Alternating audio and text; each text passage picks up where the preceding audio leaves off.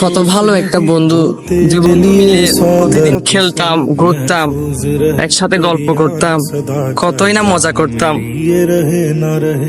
আজ সে বন্ধু আমাকে রেখে না ফিরার দেশে চলে গেছে।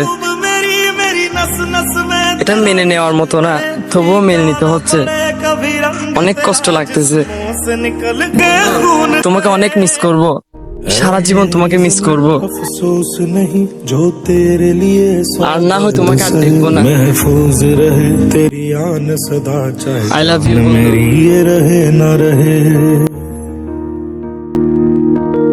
मेरी ज़मीं महबूब मेरी मेरी नस नस में तेरा इश्क बहे, फीका ना पड़े कभी रंग तेरा जिस्मों से निकल के खून कहे।